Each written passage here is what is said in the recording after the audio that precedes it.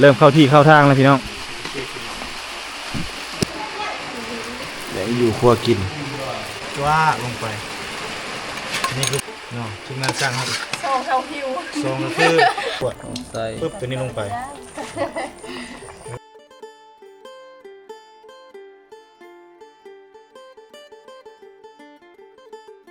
มืดฟ้าครึ้มฝนพี่น้องเอ้ยนี่บรรยากาศดีเนาะยามนี้ฝนตกตลอดเลยที่บ้านตุมรีเมืองโตยเฮาให้ในบ้านล้างรถพี่น้องทีมงานสร้างก็กำลังเทกันเปื้อนหน้าบ้านตามสาวนี่กำลังเร่งเลยฝนกระตกพี่น้องย่านอย่างเดียวคันฝนตกแห้งนี่ย่านแต่มันสาดนี่แหละคือว่ากายอยู่ที่เนาะหรือว่าตกลงเครื่องเลยบ่หรือว่าอย่างใดเนาะเริ่มเข้าที่เข้าทางแล้วพี่น้อง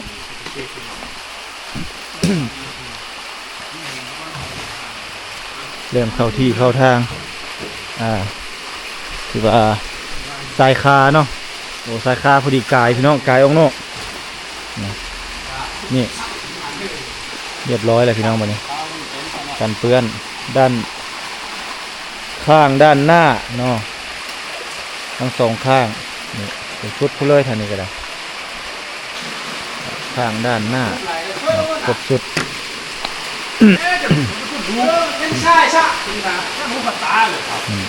สำเนียงไทยเหนือเนี่ยสิอยากให้หายพี่น้องแต่จริงๆบ่ได้หายอ๋อกันดังเนาะฝนมาอีกแล้วอาหารเฮาก็ยังบ่ได้เฮ็ดเลยเนาะนี่เนาะนี่เนาะ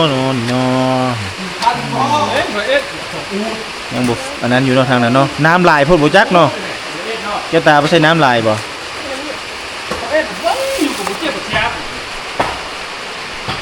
พอดีบ่ลายโพดลายเดี๋ยวจะขึ้นได้แล้วมันโอ้แม่นหวดจุก้นน้ำอยู่บ่จัก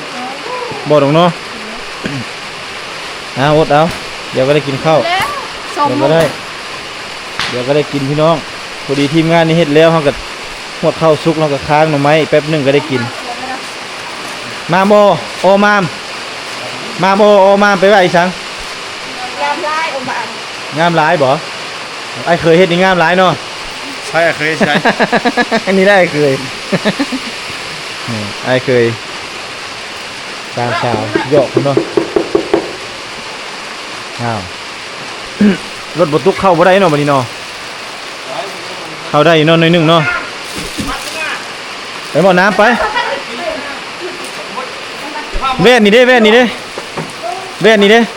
เสร็จแล้วเวทนะต่อข้าวขึ้นเสร็จละน้าขอบใจในบ้านเดี๋ยวมื้อนี้นี่แหละมีเมนูอาหารกินแซ่บๆนี่ถึงเวลาแล้วพี่น้องมื้อนี้ถึงเวลาเข้าสุกแล้วแต่งอยู่ครัวกินอยู่นี่เลยได้แบบนี้เลยใหญ่แล้วฟืนไฟเฮาเนาะบ่ได้เอามาติดอยู่นี่เนาะจะไปเอามืออีกได้ใส่มือเฮ็ดอีกได้ฮ้อนแท้ๆนะ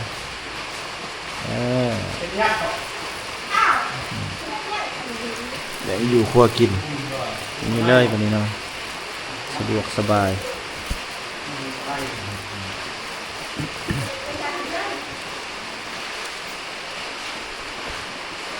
เลยนั่นละ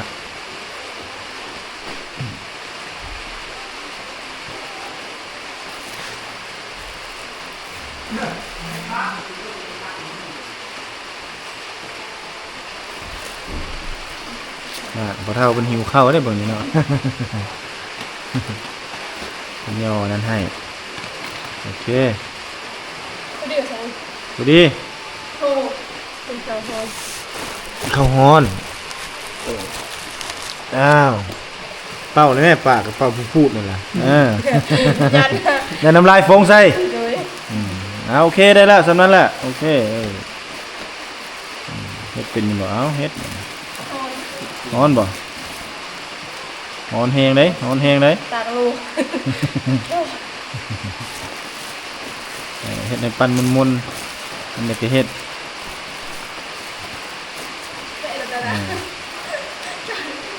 เร็วๆย่อตุ๊บใส่เบอร์หนึ่งเลยตุ๊บใส่โลดจึ๊บโอ้ฮอนจับหูมันฮอนฮะ จะมีเลย แน่นั่นแหละพี่ดาเป็นทุกสิ่งเป็นทุกอย่างพี่น้องเนาะแทนน้องๆนุ่งๆได้อัดกรึบโอเคมาบาทนี่เมนูเพชรสะคาดทอดไข่ตามหลัง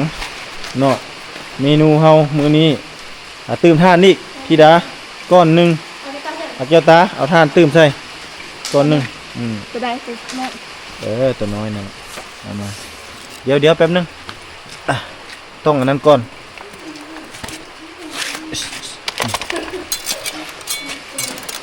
เดี๋ยวมันอันนั้นมาไอ้ผ้ามา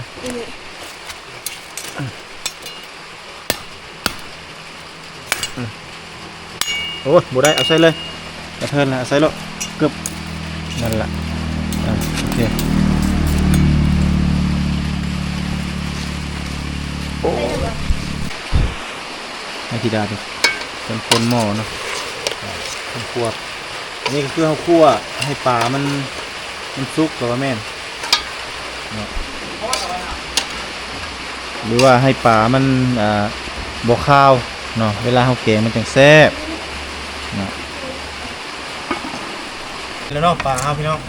อันนี้สูตรก็คือคั่วเดี๋ยวเขาไว้นี่ก่อนสาเหตุที่คั่วนี่ก็คือ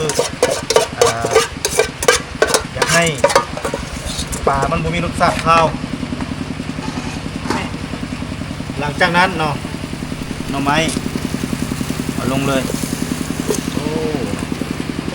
ธิดาไปเอานั้นมาธิดาไปเอาน้ำข้าวเบื่อมาเอาเบื่อย่านางมา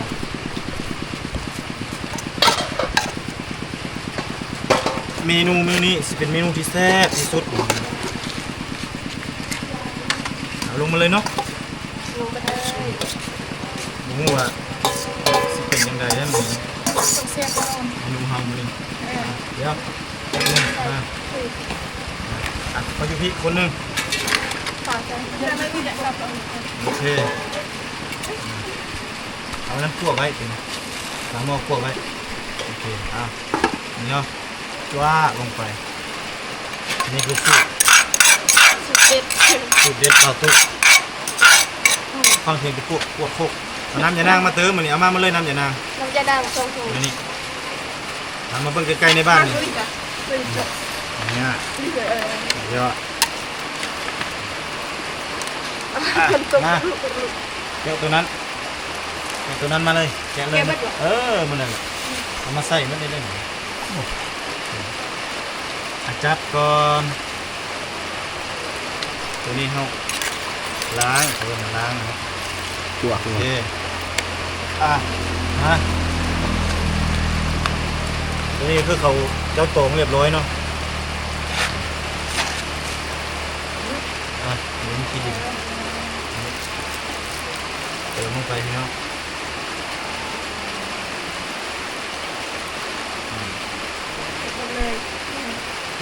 พอดีเลยได้หนิได้มันจะเป็นต้องตื้มน้ำ2 ถุงนี้พอดีเลยโอ้เสียดายมันตัวนี้เอาไปทิ่มดีๆเด้อไว้ดีๆเด้อตัวเข้ามาเพื่อนครัวเฮามีปัญหาพี่น้องเนาะเนื่องจากว่าทีมงานเฮาเฮ็ดโบนนั่นแท่งน้ำอยู่นะให้สามสาว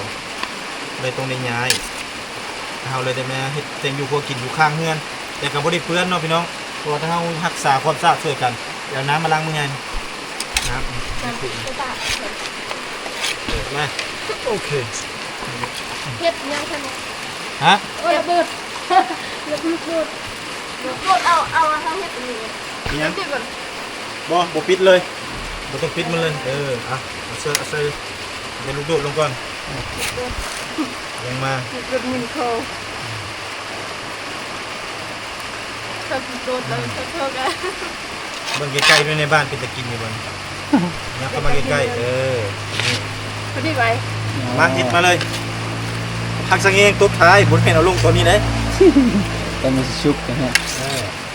อันนี้ มาลงมันนั่นแหละ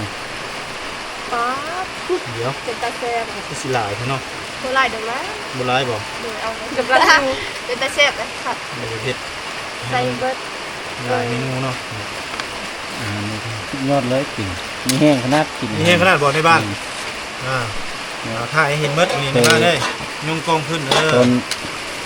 ทุกในบ้านปิดตากล้องไปชนบทอย่างสบาย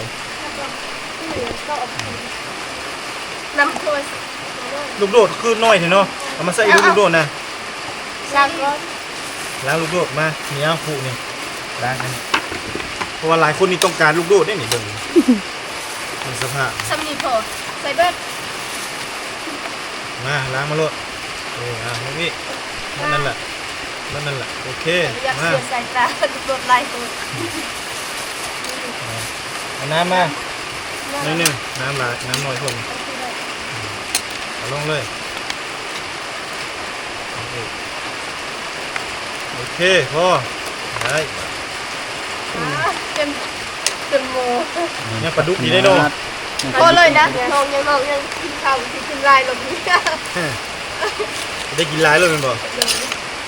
โอเคเราไม่ มาเอาน้ำมะกรูดมันพูดเอาตัวพุ่งปลาโอเคนั่นละ คนไทยเห็นผักเลยนะ โอเคมีแต่เฮารอจังหวะให้เราเปียกกับเล่นเลย รอจังหวะอันนี้เนาะน้องนี่แหละเมนูเด็ดพี่น้อง เป็นแต่โค เอาดิเฮาใส่ซองจองพี่น้อง อันนั้นขึ้นแล้วเพื่อบอใส่กับเข้มถึงกับเข้มดีเดี๋ยวมันก็เลยเนี่ยเวลาง่ายมาใส่ เรื่องวิธีการได้ปรุงมาเฮ็ดแบบใดมาเฮ็ดแบบใดประมาณใดตัวนัวก็ใส่น้อยหนึงใส่หลายอ๋อมาใส่ตัวนึงได้ละสามีละ เพื่อเว้ยเดี๋ยวแสดง ใส่ปลาเด็กเลยน้ำปลาเลยใส่หลายอย่างเลยมันสิเค็ม ปลา ป ดุ ระ ก มาณนี้ ปลาดุกไม่ได้ใส่หน่อย ปลาดุกให้มันฟดคนฟดบางใส่อันนี้เขาลนบ่ให้มันกินหม้อเขาเบื่อกินหม้อคนหม้อนะโอเคได้ไปมามื้อหน้าแล้วให้เฮ็ดสู้ไว้กินเด้อถ้าบ่มีใบยะนางให้เอาใบอิหยังมาคั่วมาเตงให้เจ้าหน่อยก็ได้โอเคบ่ มันเป็น เอาสิซื้อปลามาแล้วให้เจ้าเฮ็ดสู่กินบ่กับกระดูกหมูขั้นกระดูกหมูก็ได้คั่วคือกันกับปลานี่แหละเนาะโอเคประมาณนี้อาหารหน่อไม้เป็นสิ่งที่ว่าอันนั้นดีสุดเนาะมาเดี๋ยวมาเฮียนมาเฮ็ดตัวนี้หนึ่งทับไข่ทอดไข่เนาะ ทอดไข่เดี๋ยวผัดไข่ ทอดไข่ทับไข่นี่ ชอบใช่นี่แหละของเขา ของพวกเกี๊ยวตาเนาะเอาไข่มา ผมปวดปวดคอยเลยปวดทั้งข้างเลย นี่ก็ซื้อไข่มาเตะหนึงมาเมื่อทุกเทื่อต้องนั่นบอกเอาตัวนั้นมา อันนี้เหรอ เดินเดินวิธีเลยนี่ปุ๊บแท็ก1 ฟอง พอละ2 ฟองอันนี้หาทุกอย่างเขาเด้อ3 ฟองนี่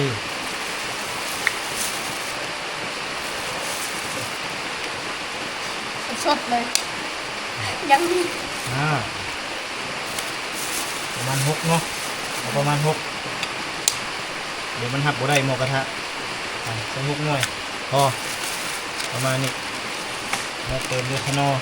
พอเลยเนาะคอยเห็นเสียบไอ้อุ่นเห็ดไปดูไม่ได้ใส่ยา ไอ้อุ้มบ่ได้ใส่หยังบ่แซ่บบ่ เสียบไม่ได้ใส่ผักเสียบกว่า โอ้ อะไรเยือก ใส่ผักใส่ผักหอม ใส่ผักหอมหัวแดงเด้ มันจะ อยู่ในตู้นเด้ เดี๋ยว กับกระเทียมมาเด้ ที่เทียมที่เทียม หึ เทียม มีแต่กระเทียมข้าวหอมแดงหมดโอ้นั่นบ่เอามานับซีอิ๊วมาซีอิ๊ว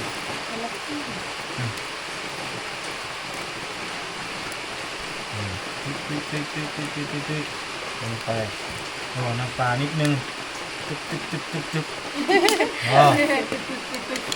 มาเข้ามาเบิ่งใกล้ๆอ่ะแม็ก ปุยเอ้ย ประมาณนี้ กว่าจะจำเลยเทียม กระเทียมครับกระเทียมครับด้วยโอ้ผักหอมมันได้สะเอาผักหอมบัวนั่น บัวไปเลย หอมบัวย่างพร้อมเด้อ ห้าพ่อบ่อย โอเคส่วนนั้นแหละเอา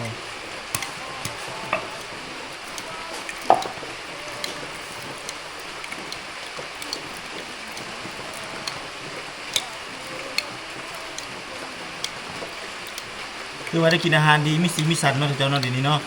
ใครทีมงานสร้างมานี่ ตั้งแต่ถึงงานสร้างวันนี้กินของเชฟ กินจากเขาแซ่บมันบ่ ทำไปหาสร้าง ถ้าได้มาหาสร้างเนาะ แต่ยุ่งเงินนี้ ถ้าอยู่เงินบ่มีแฮงถ้ามาหาสร้างแล้วใครแน่นี่ไงถ้ามาหาสร้างตลอดเป็นสร้างมาตะป้านี่เอามันมาเอานี่ปะนี่แหละไอ้สูงๆกระทะไว้นี่กระเทียมไว้พุ่นอันนี้เฮาเกียบเอาไว้ไข่นี่มัดเอาไว้เทิงเดี๋ยวมันแตก แม่น ประมาณนี้พี่น้องมีแต่เฮาท่าตามจังหวะเนาะตามจังหวะแล้วเฮาค่อยเฮ็ดเดี๋ยวนี้มันก็เริ่มฟดแล้วเด้นี่บอกเริ่มแล้ว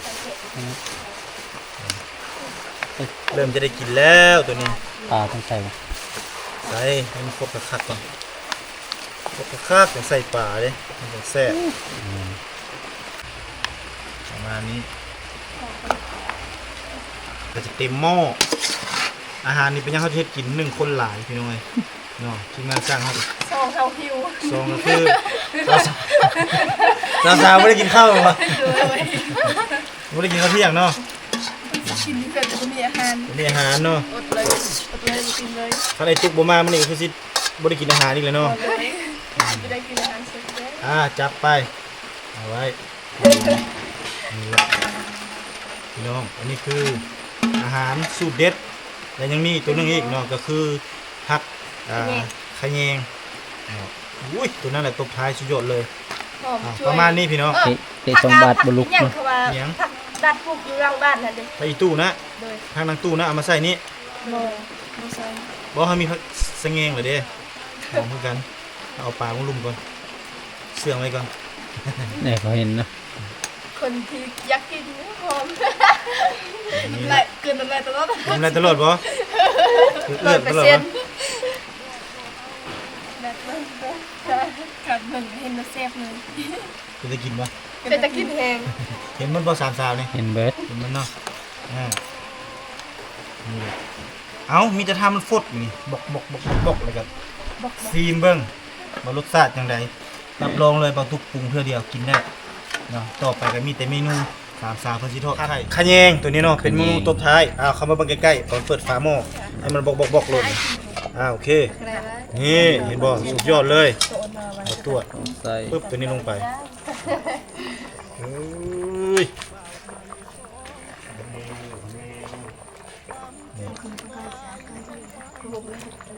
นี่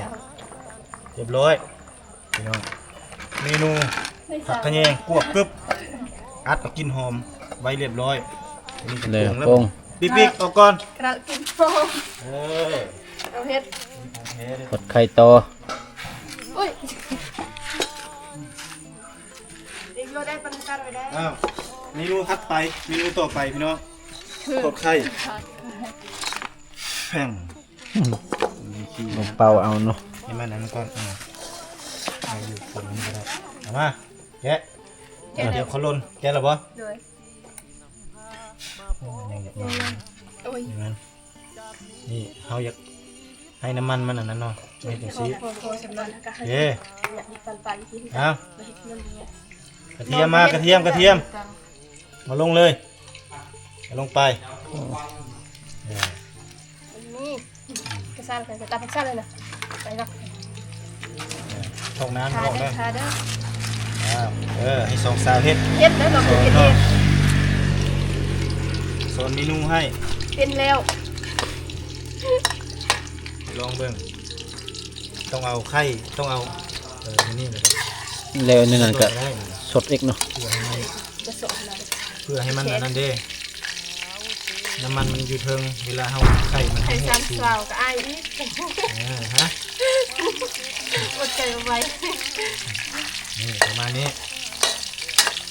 น้ำมันกำลังเดือดนี่เดี๋ยวให้มันเดือดกว่านี้ก่อน เดี๋ยวมาตัด เอาการเขาล้นเลยแม่นะฮะตีตัวนั้นเอาบ่วงน้อยเขาล้นเลย ปิ๊ก ชดตีบัดน่ะ จบเลยจบ เอาลงทอกให้หวดไปจังสิเอาลง ตรงนี้เลย ค่อยๆเบิ่งมันได้ซ้ำใด ไก่ โอเคหม้อมันบ่ได้อันนั้นดอกกวดลงเอาบ่วงน้อยกวดลงเอาลงเลยอันนั้นพร้อมผักบัวนะอย่าให้ลืมนะลองจังสิสามสาวจังสิน้ำนี่เดี๋ยวมะพร้าวนี่ เดี๋ยวนั้นเลยนงเห็ด แต่ก่อนอันตะไรคือว่าถ้าขึ้นก่อนก็เด้ ให้มันลักษณะแบบว่า ไม่สร้างไม่สร้างหิวเลยเว้ย เด้อเติบเพราะว่าก้นมันเลิกเนาะส่วนโอ้ซ้ำบ่ว่าแล้วเนาะนี่เนาะไฟเฮ็ดคือเก่าเนาะ นั่นแหละ เบิ่งหนึ่งชักช้า เอาจัดการ เอาจักหน่อยมาอันหนึ่งจังมาคือตะละเกลือเอากะพี่น้องเอาตัดที่เป็น แต่อีโนจะเฮ็ดนะสวนแม่สวนเขาต้องลุ่มก้นนะผมจับดีๆจับ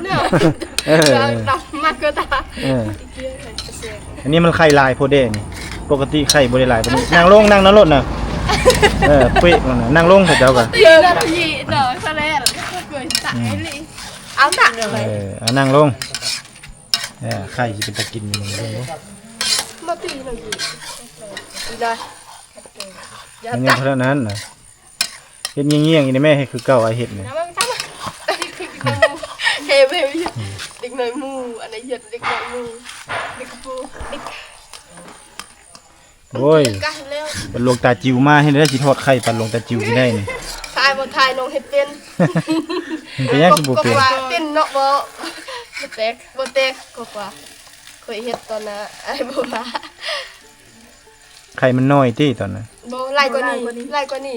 10พง ก็อายุก็แห้งให้เป็นแล้วเนาะ FC ก็แห้งจะเห็นแหละเคินกอง เขินกล้องอีก เดยิดอันนั้นเด้ เฮ็ดจังได๋น่ะโอเคได้แล้วซะนั่นแผ่นนึงเอาลง ซบๆแล้ว แผ่นตัวนั้นอีกยังดีๆนะ เฮ็ดจังซี่นี่เดี๋ยวสิสอนนี่เอาไข่ตัวนี้ออกนี่ตักไข่ตัวนี้ปีนขึ้นนี่แล้วก็เฮ็ดจังซี่นี่ตัวนี้มันอันนั้นติบ่แม่นทางมันติแม่นแล้วเนาะประมาณนี้เด้จับเบิ่งแป๊บนึงนี่แล้วจังซี่เด้มันบ่ถึกกับเจ้าดอกนี่เห็นบ่ ยันไอ้ เฮ้ยโอเคได้ ใส่หน้ากากโลด เอาเดี๋ยวให้มันสุกก่อนสุกแล้วบ่มักซำนี้บ่ จันเริ่มช่วยกันตา ยังบ่ จัน เอาลองไปเรื่อยๆตัวนี้เด้ปีนดูนี่ ชิมบ่ บ่ปีนก่อนแล้วมันยังบ่ทันสุกนี่น่ะ อันนี้ ปีนทางมาได้เลย มาถึกโม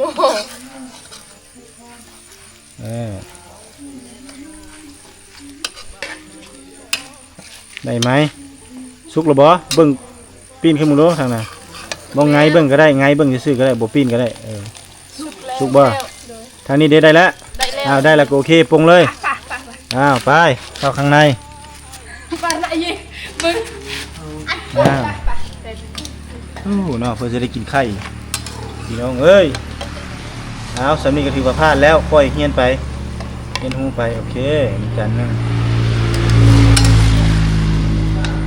แต่ที่ทรงแตก แต่กระยามัน กินแห้งแตกกว่านี้อีก แต่ว่าไปอยู่ร้านอาหารเขาเจ้ามักเฮ็ดเป็นเพศนะนี่สิโอเคได้ไปแต้งนี่แต้งกินอยากมาพี่น้องถึงวันเวลาที่เราจะได้กินอร่อยกันแล้ว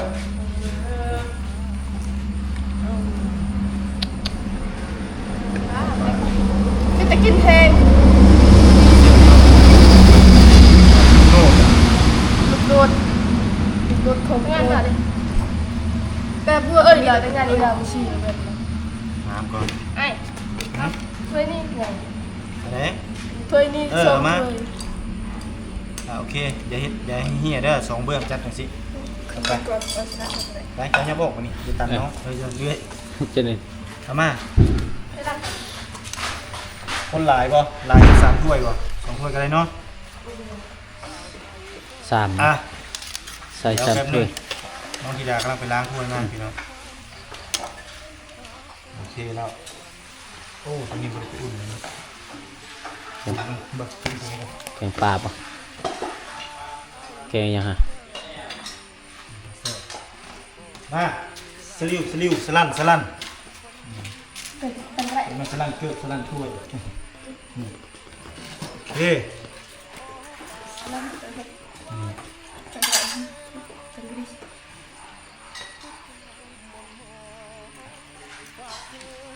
ใช่ครับตอนปลาต้องกินอิ่มนุ่มอุ่นทีมงานสร้างมันจังมีแห้งเฮ็ดเบี้ยลูกโดดเพิ่มเข้าไปปริมาณลูกโดดเข็ม แต่พักกันแย่งกันดีแท้ ลูกไก่ลูกโลดบุ้มไม่รู้หรอกเอาไป มีไม่ทราบเลย โอเค จะกินเพลงอันนี้ กินแห้งเนาะ เก็บชั้นถ้วยเลยบ่ สองก็ได้เนาะเอาสองเนาะไม่จังแซ่บสอง อ่ะโอเคโอ้ไฟคือบุเปิดแล้วเดี๋ยว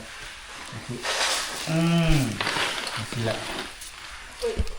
ลงมือกินข้าววันนี้ กินสองคน มากิน สอ ข้าง ว คนเลย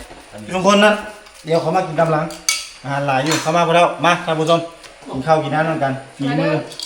สุดยอดเลยได้นี่เลยกินไข่ดูจุงให้ก่อนวะจุงให้ทีมงานสั่งเลยเด้อเข้าวอ่ะทั้งสีวะทั้งนี้โอเคทางนี้เด้ออันนี้จุงให้สั่งเด้อโอเคกินพอแล้วชิมเบิ่งรสชาติอาหารอ้าวย่างหน่อไม้บ่ย่างหมกเพชรบ่ไฟเบียกหุ่งบ่ได้พี่น้องนี่แหละเพชรเพื่อจะได้กินเนาะเรื่องของธรรมดา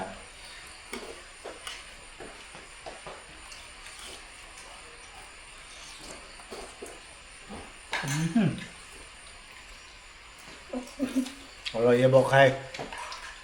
เสร็จแห้ง เดินจับไปหน่อไม้นี่มันเป็นหน่อไม้เขาก็คือหน่อไม้ยังบ่ทันพ้นออกเทิงหน้าดินมันก็เลยแซ่บพี่น้องหวานรสชาติมันนะเดินกระทบไข่กินกระทบไข่ดูเนื้อกระทบไข่ดู ไอ้เมื่อ บุญเนี่ยรสชาติดีเลย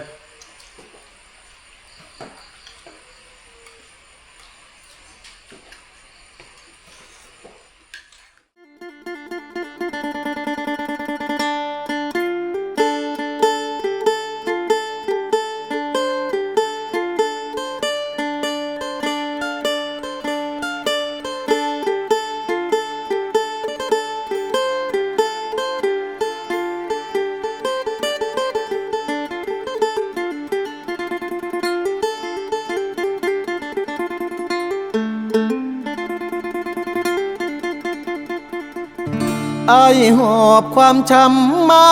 เซละนองหลายปีหมนมองจากสาวไทยเศร้าใจรำพันนับเป็นเหตุเฮ็ดให้เฮาต้องพลาดจากกัน ด้วยพ่อแม่เจ้านั้นบอกบ่เอาลูกเคยคนจนมาพ่อผู้สาวชนเผ่าตะโอยเจ้าเอิญจะโดยง่อยเด้อชื่นใจเหลือล้นเธอชื่อธิดาสาวชนเผ่าตะโอยหน้ามนหอยยิ้มจิ้มใจอ้ายล้น เหมือนนิมนต์มาจนละเมอสาวเซละนองบ่าวไทยสองใจพันผูกความเจ็บกลายเป็นความสุขหากันแต่วันแรกเจอสาวเผ่าตะโอยชื่อธิดาอายหาเจ้าเด้อขอบใจหลายเด้อคนดีที่หาพักอายขอฝากชีวิตไว้เซละนอทุกความหม่นหมองฝากเธอช่วยเป็นยาใจขอบคุณความเจ็บที่นำพามาพบสามใบจากนี้ทั้งชีวิตอายมอบให้เจ้าสาวงามตะโอ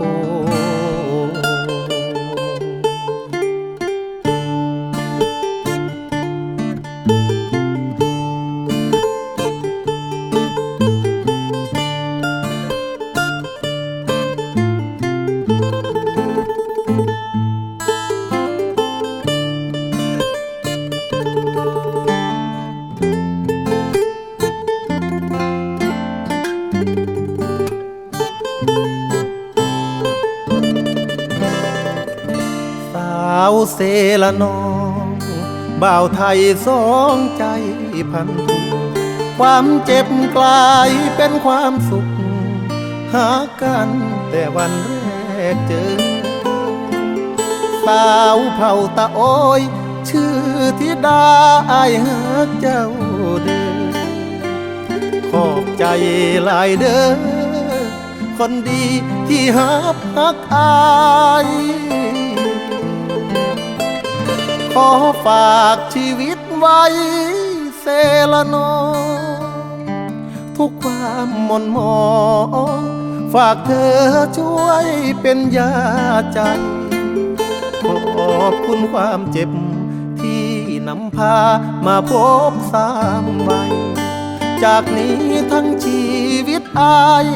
มอบให้เจ้าสาวงามตะโอ